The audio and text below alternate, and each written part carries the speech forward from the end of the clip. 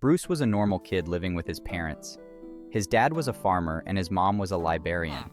But something about him was different from all the other kids his age.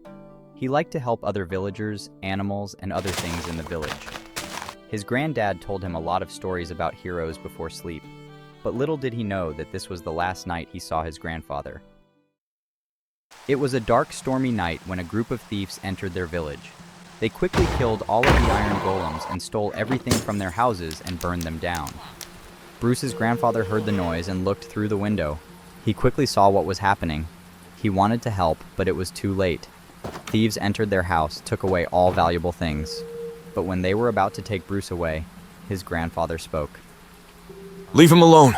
Bruce, take this book and follow it." Bruce took the book and ran as fast as he could. He heard a loud gun noise in the distance, but he was too scared to think about anything that could happen to his family. He found a cave and entered it. There were many creatures Bruce had never seen in his life.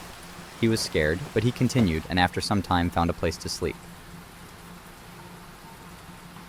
He was thinking about the book his grandfather gave to him, without knowing what is waiting for him. The next morning he woke up and opened the book from his grandpa. He started reading. The book started with words from his grandfather. "Bruce, if you're reading this, that means you are old and wise enough for this. This book isn't a regular book. It's a map to a cave in which you will find a costume that will help you help the world. The cave is locked. You will need to find 4 different swords I hid in 4 different locations. I hope you're ready. Your grandpa." After reading his grandfather's words, Bruce looked at the first map. It was a map of the first sword he needed to open the cave his grandfather was talking about. The sword was hidden in the desert, and his journey began.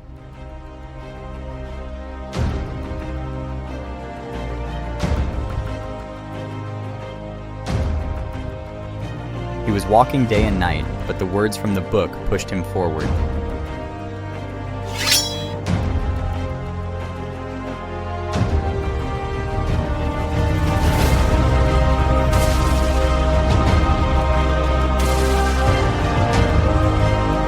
He found it. This was the place the book was talking about. After long days of walking, he is here. He walked to the bridge and saw 2 guards. He wanted to enter, but they wouldn't let him. He didn't know what to do, so he sat down and opened the book. He saw that there was a secret entrance into the city. He started searching and found it. Then he jumped in. It was pitch black inside the tunnel, and all Bruce could hear were the sounds of bats. Then he found a ladder and went up.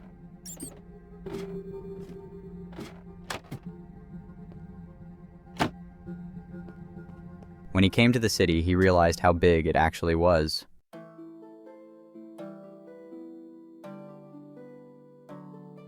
He went to the highest tower in the city as it was written in the book. He was about to enter when he saw 2 guards in front of the entrance. He didn't know what to do until he realized he was in a giant city. He went to a witch and traded some emeralds for an invisibility potion. He drank the bottle of invisibility and entered the tower. He needed to be as fast as possible because if he ran out of the invisibility, he couldn't leave the tower. He got to the top and started to look around, but this is when he ran out of the invisibility. He was still looking around and found a key he needed to open the safe, in which is the first sword he need. Now he didn't know how to get down, so he was given only one possible option: to jump from the top. He was looking around and found a small lake, and he calculated if he jumped at a 75% angle, he would land completely in the middle of the lake.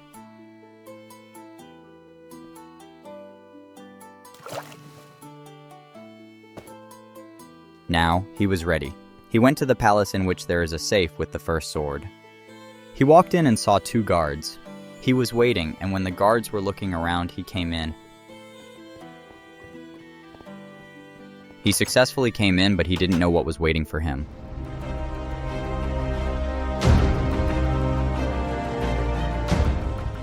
He came into the first room. It was parkour. He knew if he failed only one jump, it was over. He would fall into the lava and die.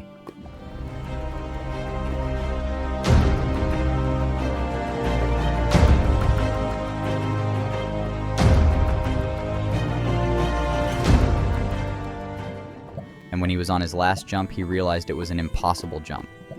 He didn't know what to do at first, but then he started looking around the room and found a chest. He opened it, and in it found one block. He used it to make the jump smaller and came to the other side. The next room was completely black. He didn't see anything. He went back and looked for anything that could help him. He found only a chest with a bucket.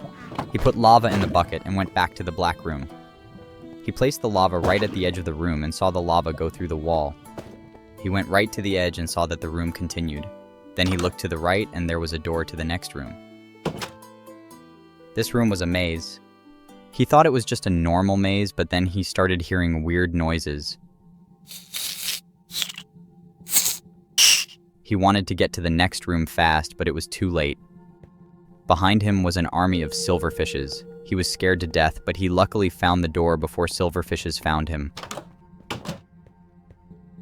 Bruce came into the last room, and at first he didn't see anything. Then he walked to the sign that said press. He pressed the button and voice started playing. I have cities, but no houses. I have mountains, but no trees. I have water, but no fish. What am I? You have 3 tries to solve this puzzle, and if you fail, you will stay here forever.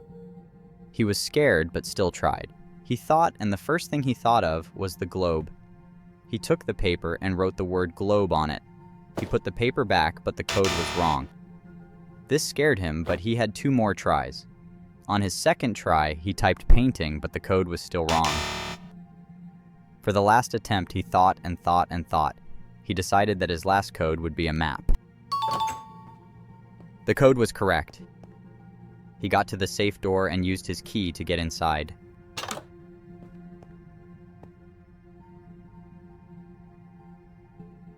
There it was, the first sword. He was about to leave, but then he saw a note at the corner of the safe. He picked it up and read it. It was from his grandfather. Bruce, if you're here, that means you got the first sword. The next one is hidden in the jungle. Your grandpa,